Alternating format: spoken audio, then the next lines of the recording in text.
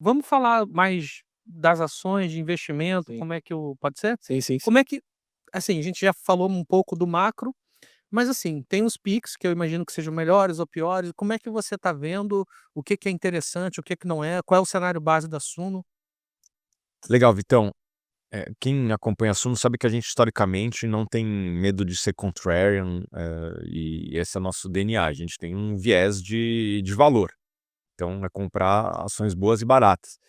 E a gente tem dado uma predileção nesse momento para as empresas do agronegócio brasileiro. Por quê? Porque o agro brasileiro é competitivo, todo mundo sabe, eu posso até falar um pouquinho mais, mas várias das empresas estão na mínima, não vou dizer histórica, mas na mínima dos últimos 5 anos. Sim. Então você pega lá, eh, Brasil Agro, Terra Santa, Klabin, Três Tentos, Boa Safra, Kepler Weber. Essas são algumas empresas que vêm na minha cabeça agora, que são empresas do agro, só que o agronegócio ele está passando por um momento um pouquinho mais difícil, que é cíclico. A gente já viu isso várias vezes. Todas as commodities, né. Todas as commodities têm seus momentos bons e ruins, e o agro brasileiro é importante lembrar que o agro é muito grande, mas assim, principalmente a cadeia da soja, está passando por um momento de um pouco mais de dificuldade. Mas para se resolver isso aí, basta não chover na Argentina agora que daqui a pouco começa a faltar grão no mundo de novo e daí a soja começa a subir e tá todo mundo feliz novamente. Então, que eu tenho buscado? Empresas como essa estão na mínima histórica e várias dessas empresas que eu citei são as líderes das suas categorias e estão ganhando participação de mercado. O menor está perdendo participação, de mercado, não tem acesso a funding, tá difícil a vida para o grande, imagina para o pequeno. Então eu vejo esse momento como uma oportunidade, é um momento, para fazer uma analogia com o próprio agro, de plantar sementes que vão ser colhidas em algum momento. Em algum momento vai voltar. Thiago, quando que vai voltar o preço da soja? É muito difícil de prever, porque você tem que prever várias coisas aí no meio, inclusive, meteorologia. Mas, eh, ao longo do tempo, volta, em algum momento volta. E na hora que voltar, não tenho dúvida que todas essas empresas vão ter uma forte valorização, porque hoje elas negociam com múltiplos abaixo da média e a lucratividade delas também está abaixo da média. Na hora que a lucratividade voltar para a média, mais a participação de mercado que essas empresas tá tendo, mais o volume que cresce, continua crescendo de produção no Brasil e mais a expansão de múltiplos, você bota tudo isso no liquidificador, eu acho que tem chance de algumas ações multiplicarem por 2, 3 vezes. Boa safra. Boa Safra é uma delas, a gente tem acompanhado de perto e tem visto que é uma empresa que tem ganhado participação de mercado de maneira relevante, ela tem ganhado 1 a 1,5% ao ano desde que fez a IPO, de participação de mercado. A vida está muito difícil para o pequeno e médio, produtor de semente, não que esteja fácil para ela, mas está muito mais difícil para o pequeno e médio. A gente pesquisa bastante e teve, notícias de um pequeno e médio que o EBITDA dele caiu um terço, para um terço do que era, mal está conseguindo pagar juros e pagar depreciação, então se está difícil para Boa Safra, vai estar muito mais difícil para o pequeno e médio. Esse cara aí já está jogando a toalha, quebrou essa semana, vocês talvez tenham acompanhado aí a Bela Agrícola, que tem, entre outras coisas, tem uma sementeira. Então, eu acho que assim, enquanto está todo mundo com a água aqui, a Boa Safra ainda está com a água no peitoral, na barriga. Então, ela vai com certeza sobreviver e vai continuar ganhando participação de mercado. Então, quando essa tormenta passar, né, vai lembrar um pouco aquele filme do Forrest Gump, né, que ele pesca camarões e todos os barcos faltam e só sobra o dele. Você lembra dessa cena? Sim. Lembro. E É depois ele porque fica quem for jovem não vai lembrar. o pessoal não. Logo depois eles fazem aí o Bubba Gump. Bubba Gump Shrimps, né? Bubba Gump Shrimps. É isso aí. Exatamente, eu acho que vai ser algo parecido com várias das empresas que eu citei. E depende menos do ciclo político, né? Muito menos, aliás, bem lembrado, Igor. Eu acho que são empresas que dependem muito mais do externo do que no interno. O interno impacta um pouco nos juros Sim. que essas empresas pagam, né, porque várias se financiam no mercado interno, quase todas se financiam no mercado interno. Então o mercado interno impacta mais nos juros do que na demanda. É muito ruim, por exemplo, quando você tem uma varejista, acontece uma crise que nem aconteceu em 2015, a demanda cai 20, 30% de, sei lá, de geladeira no Brasil. Caiu mais ou menos essa magnitude naquela época, porque os juros explodem, a renda da população cai. Isso não acontece com o agro, que ele é muito mais exportador. A gente é muito mais impactado por, vamos dizer assim, forças globais do que forças do mercado interno na parte de demanda. na parte de oferta, a gente é impactado um pouquinho na questão dos juros. E olhando assim, só para fazer uma história longa, curta aqui de tudo que a gente falou sobre juros, e acho que isso está relacionado aqui com essa competição que as empresas têm nas emissões com o governo, né. O Roberto Campos teve uma fala que ele era muito feliz, ele falou: "Quando você tiver que reclamar dos juros altos, vai, bate na porta do governo e briga com eles, porque eles estão emitindo dívida, estão imprimindo dinheiro e estão botando o juro lá em cima, você está competindo com eles, né, pelo crédito. Isso encarece o crédito, né. E a solução da canetada já foi testada recentemente, então a gente viu que o resultado não foi bom na época do Tombini, mas recentemente foi testado até na Turquia, então a gente consegue, saber claramente que esse movimento de tentar reduzir os juros na canetada, ele é insustentável e só gera inflação. Eu não queria voltar no assunto político, mas eu acho que é um ponto legal da gente abordar aqui antes da gente entrar no assunto de próximas empresas.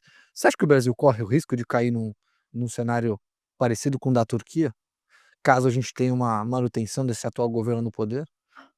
Sim e não. O que que eu quero dizer com isso? Eh, o próximo governo vai ter que fazer uma escolha, que é ou fazer reformas para reduzir os gastos públicos, talvez mais uma reforma da previdência, uma reforma administrativa, ou fingir que esse problema não existe, empurrar com a barriga, que é o caminho que a Argentina fez. Mas o que que eu acho? Isso foi testado recentemente no governo Dilma. A inflação não vai de 5 para 100% ao ano num mês. Ela vai aos pouquinhos. E conforme for indo, eu acho que a população vai para a rua e daí o governo não aguenta e cai. Esse é uma das questões, né, porque eu lembro que lá no governo Dilma, aparentemente acho que a gente tem mais ou menos a mesma idade, e isso foi uma época foi muito chocante pra mim, deve ter sido muito chocante pra você, e boa parte das referências que eu tenho de vida, de análise, de investimento, vem muito dessa época. E uma das coisas interessantes que aconteceu nessa época foi o seguinte: a bola de canhão que foi cuspida pra cima, ela caiu de volta na cabeça da presidente Dilma. Sim. E isso é complicado, por quê? Porque o que que acontece? Supondo que exista o giro democrático, eh supondo que exista o giro democrático, a bola de canhão cai na cabeça desse cara e tudo vai passar a ser culpa dele. É o caso do Milei. Sim. Eu lembro que o Milei, sei lá, ele fechou um hospital de câncer, alguma coisa assim. Olha que homem horroroso. Mas veja bem, se ele teve que fechar esse hospital, a culpa não foi dele. A culpa não foi dele. Uhum. Ele tomou uma decisão terrível, mas se tá faltando dinheiro, a culpa não foi dele. E eu falo isso porque a bola de canhão vai cair na cabeça do próximo e supondo que o PT ele permaneça, a impressão que eu tenho, eu vou dar uma resposta meio de louco, né, as pessoas falam: "Ah, vai ter que fazer reforma". E se eles simplesmente não acreditarem, assim, Vocês não acreditam, não não acre vê no que sentido assim, no se no no não digo nem DNA, digo assim, você não é como se eu falasse aqui de terra plana. entendi. Tô aqui falando, cara, eu não acredito, não acredito, eu acho que tem que gastar, gasto é vida, multiplicador do PIB, e eu não acredito que Daí precise é o caminho, vai, Cristina Kirchner, é, inflação. se aconteceu, né, porque no final do dia eu vejo, assim, o PT muito assim, é o poder. O que que me dá mais poder? Hoje gastar muito dá mais poder, dá mais aprovação e te dá perspectiva de poder. Ele vai cortar custo pra cara, Não vai. dane-se. Só que a conta vai vir. Vi e depois aí, por exemplo, aí qual o problema, né, você tem um Supremo mais alinhado, Mas a gente já viu que a povo na mídia rua também é. a mídia hoje, eu acho, assim, que ela tá mais fraca do que ela era, até como modelo de negócio. Sim. À medida que o modelo de Mais negócio descentralizado, né. não é nem questão de ser descentralizado, mas eu digo assim, um um jornal que tem poder de investigação, de apuração Com certeza. profissional, né, uma coisa assim séria, tô falando coisa séria, não tô falando eu acho que essa turma, a impressão que eu tenho é que eles não querem mais. "Pô, meu negócio é ruim, eu dependo mais do governo, Com eu certeza. vou brigar, eu vou fazer", É. entendeu? Tem esse desafio aí. Por outro lado, as redes sociais também ganharam mais espaço.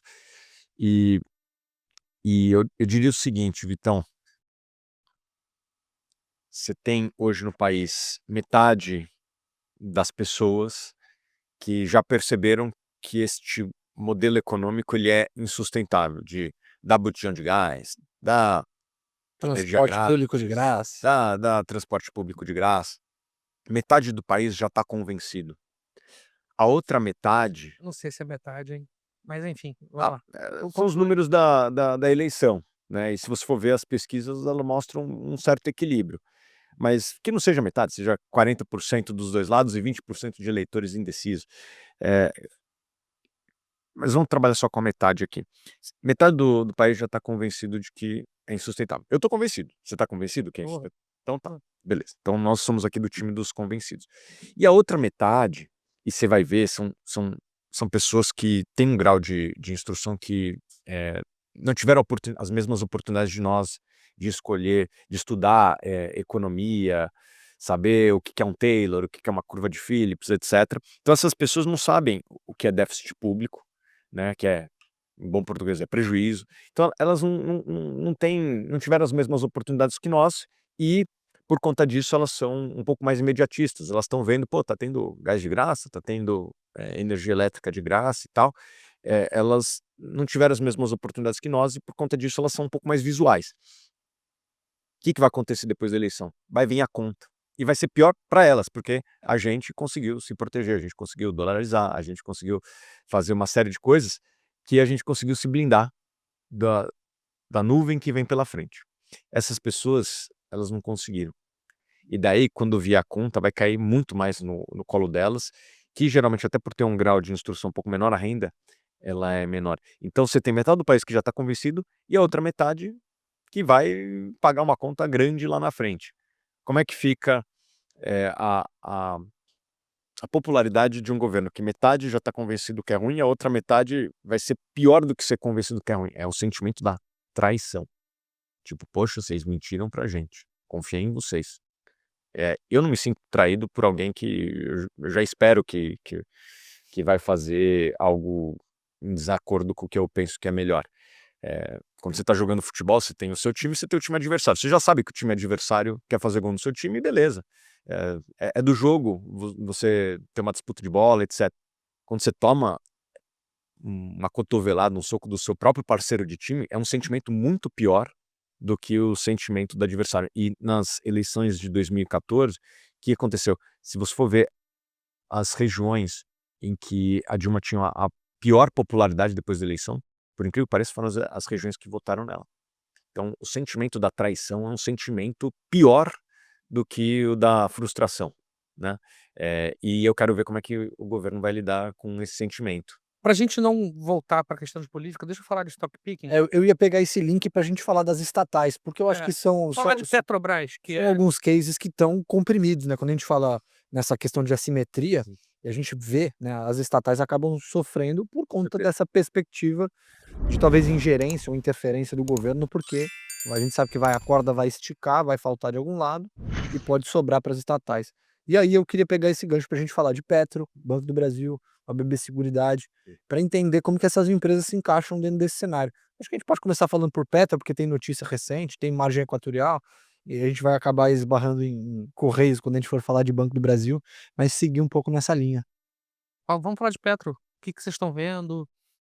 Parece que o governo quer investir um pouco mais do que investiu no passado. É. Isso num cenário de Brent mais baixo, o endividamento começa a subir um pouquinho ali. O que que vocês estão olhando adiante? Eu acho que tem que ser analisado do ponto de vista de qualidade e do ponto de vista de preço, né? A gente, historicamente, faz uns 5 anos, a gente recomendou ações da Petrobras e foi um baita investimento, mesmo a empresa tendo se deteriorado um pouco. Uhum. Mas como se precificava uma deterioração muito pior, as ações se valorizaram de maneira expressiva. A minha, a minha expectativa é de que a empresa continue investindo no que ela faz bem, que é a exploração em alto mar de petróleo. A gente teve uma notícia positiva saindo ontem, de que ela conseguiu as licenças para explorar a margem equatorial, que tem chance de ser algo transformacional para a empresa. É, a Petrobras provavelmente descobriu as melhores reservas do mundo nos últimos 25 anos, que foi o pré-sal. Isso trouxe uma geração de caixa, dividendos enormes para o país. fez o Brasil se tornar um exportador grande de petróleo e vai se tornar mais exportador aí ao longo dos próximos anos. Só que o que acontece? Essas reservas elas decaem em algum momento. E se a gente não repuser essas reservas, provavelmente o Brasil vai voltar ao passado e ser um importador de petróleo. O Brasil teve como seu principal produto exportado no passado o petróleo. Pouca gente sabe disso. As pessoas pensam que é minério, que é soja, mas não, foi petróleo. E se a gente deixa de ser exportador e passa a ser importador, é difícil imaginar para onde vai o câmbio. Dependendo da importação, eu vou falar um negócio aqui, mas assim, pessoal, é câmbio a 8, 9, 10 reais. Né? Então, a pior coisa que pode existir para o Brasil é voltar a ser um importador de petróleo. E a margem equatorial talvez nos dê mais 10, 15, 20 anos além de 2035, que provavelmente lá em 2050 provavelmente já vai ser outra matriz energética, o petróleo vai ser cada vez menos relevante. A gente está falando de 25 anos para frente, né? Então, até lá, a gente vai ter se tornado não um importador, mas um exportador de petróleo. Isso é muito bom para o país. Então, eu fiquei muito feliz com essa notícia que veio ontem. Óbvio que existem desafios, né, Vitão? Você sabe que explorar petróleo tem seus desafios, não é algo fácil. Tem chance de não ter viabilidade econômica. Mas, pelo menos, as licenças agora tem para fazer as pesquisas e a gente torce para que sejam reservas grandes, até para levar desenvolvimento para as regiões mais pobres do Brasil, né? Se você for ver a margem equatorial, ela tem potencial de ir do Amapá até o Rio Grande do Norte, e o que a gente gostaria é que essas regiões fossem prósperas, né? E a indústria de petróleo, ela tem essa capacidade de transformar positivamente. Então, você pega aí países como o Catar, como, olha a Copa do Mundo que eles fizeram, um lugar belíssimo, assim, infraestrutura melhor que Estados Unidos, mesma coisa, Emirados Árabes. Então, a riqueza do petróleo, quando ela é bem administrada, ela tem um poder de transformar. O que a gente torce? E daí eu tenho a minha opinião, quero até saber a de vocês. É que esse dinheiro seja bem administrado, É, que não tenha ralos, né? não precisa ir muito longe, se a gente vê o que está acontecendo na própria Guiana, que é ali na região. Esse é o 40% do PIB Exato, ano passado. exato. Aí eu vi uma reportagem hoje falando sobre a Guiana, que eu assim, eu dei risada, porque a chamada era assim: "A Guiana vai se transformar em um petroestado". Eu falei: "Cara, antes ela não era nada tipo assim, não era nada assim, entendeu? No qual que a Guiana faz, o que ela exporta, cara, a gente não meio que não sabe, vamos ser sinceros, Sim, assim. com certeza. Não tem um vetor de nada ali. Aí ela se transforma num petroestado, mas eu acho assim que o sucesso de se transformar não tem nenhum problema em se transformar num petroestado, desde que as instituições sejam boas o suficiente para que a empresa não caia no inferno, que foi o caso Da da Venezuela. Venezuela. Você pega as maiores rendas per capita do mundo hoje, elas são de países ou Petroleiro. regiões que têm um petróleo ou gás, né, A indústria. como uma indústria importante, às vezes a principal. Então, citei o Catar. Se não me engano, a maior renda per capita do mundo É. é a do Catar. Você tem ali o Kuwait, Bahrein, Emirados Árabes. Esses são países que conseguiram fazer investimentos de infraestrutura e os países têm se desenvolvido. Alguém pode falar, pô, Thiago, lá é uma ditadura. Bom, a Noruega conseguiu administrar muito bem a riqueza do petróleo. O próprio Estados Unidos, você pega o estado do Texas, que se fosse uma economia sozinha seria maior que a economia do Brasil, tem uma presença muito forte da indústria de petróleo e gás. É uma das maiores rendas também dos Estados Unidos, né? Então, a indústria de petróleo e gás, ela tem um poder transformacional na economia e cada vez com menos impactos ambientais. Eu entendo que no passado as práticas de exploração eram outras, as tecnologias eram outras, e por conta disso existia muito mais acidente, tragédia mesmo, ninguém quer isso. Só que hoje a tecnologia mudou muito, né, Vitor? Quando foi a última vez que você ouviu falar de um acidente de petróleo em alto mar? Talvez a P-51, assim, relevante, né, lá nos Lá anos 90, é, final dos anos 90. e ou no o caso da BP, né, em É, 2012, mas assim, é muito raro e vai se tornar cada vez mais raro, porque as tecnologias mudaram muito. E eu acho que é um risco que o Brasil tem que fazer, que é fazer essa margem equatorial. Tudo tem risco, né? Você quer fazer o quê? Você quer investir em minério? Tem risco. Você quer investir em inteligência artificial? Tem risco. Para onde que vai esse negócio? Tem um risco a gente investir em novas indústrias, certo? Quer fazer aviação? Tem risco. Sim, olha para onde foi a indústria. Teve um desenvolvimento militar, né? Então, quando você investe em tecnologias novas, tem risco, mas eu acho que é um risco que a gente tem que correr, porque, petróleo uma hora vai ser substituído, como qualquer produto, né? Tem aquela curva de evolução de uma indústria, e a gente vê que os países que aproveitaram essa oportunidade se desenvolveram. Óbvio, tem que ter uma governança dos gastos para que não vire uma Venezuela. A Venezuela tem um potencial enorme, mas, cara, administrou mal e agora a produção está caindo, o país É, eu não